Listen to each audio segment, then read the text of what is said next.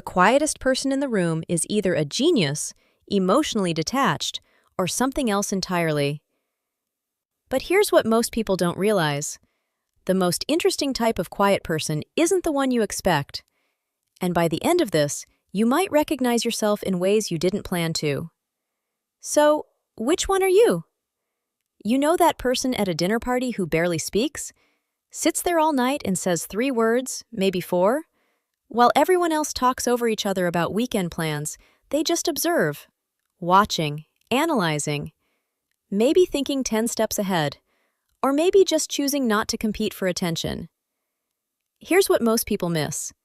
Silence isn't one single trait. There are 5 psychological types of quiet people, and some of them are far more powerful than they seem.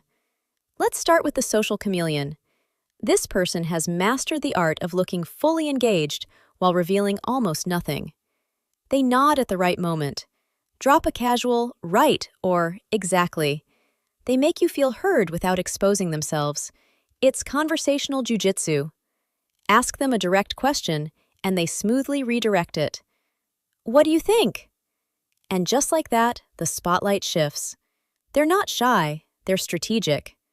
They understand that listening builds trust faster than talking ever could. So they gather information, they read the room, they notice details others miss. Chances are, they understand you better than you expect.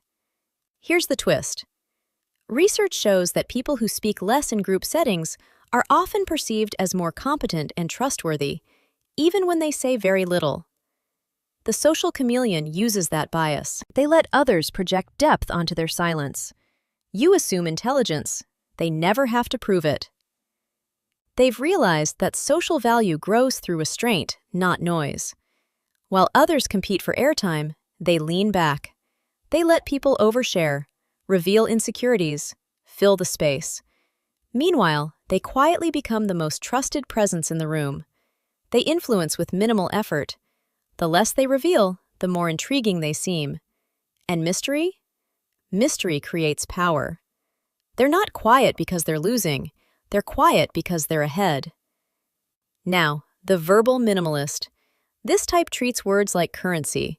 They don't waste them on gossip, small talk, or surface-level chatter, but bring up philosophy, space, psychology, or even something surprisingly specific like the pineapple on pizza debate, and suddenly they come alive.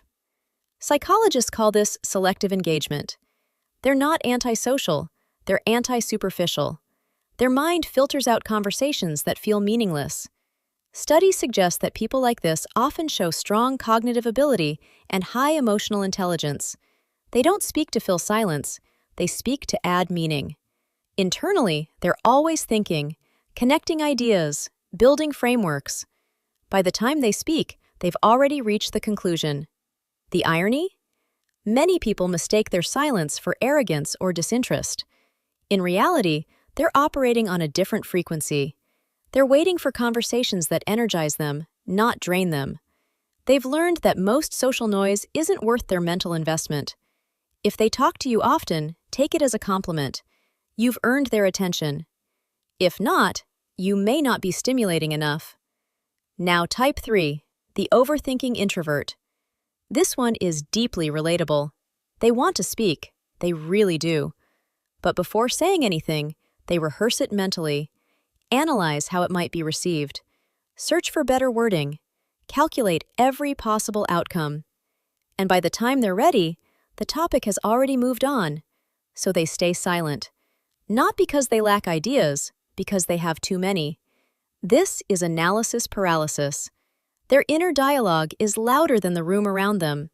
They're not ignoring you, they're overwhelmed by their own thoughts. And here's the difficult truth. They often hold the most insightful perspective in the room, but perfectionism edits their voice before it can be heard. They would rather say nothing than say something imperfect, and the world misses what they almost shared. If this sounds like you, pause for a moment. Drop a comment and write, type 3. Let's see how many silent overthinkers are here. Now, type 4, the strategic communicator. They don't speak often, but when they do, every word is intentional. They observe patterns, they wait for timing, And then they say exactly what shifts the outcome. Silence is their advantage. Ever had a disagreement where the other person simply looks at you and says nothing? That's not confusion. That's social tension. Research in negotiation psychology shows that silence creates discomfort, and that discomfort encourages people to talk more, reveal more, and sometimes concede more. They don't raise their voice. They don't need to. Even the Federal Bureau of Investigation uses silence as a communication technique in interviews. They pause, they allow space, and people naturally fill it. The strategic communicator applies the same principle in everyday life, not to intimidate, but to guide conversations, win debates, influence decisions. They let others project assumptions into the silence, and then they respond at exactly the right moment. Effective? Very. Someone you share everything with? Maybe not. And finally, the most interesting type, the enlightened observer. This is the rarest one. They aren't quiet because they're anxious, or calculating, or stuck in overthinking. They're quiet because they no longer crave constant validation. They don't need to prove they're intelligent, funny, or impressive. They're secure. Psychologically, this reflects secure attachment combined with strong emotional regulation.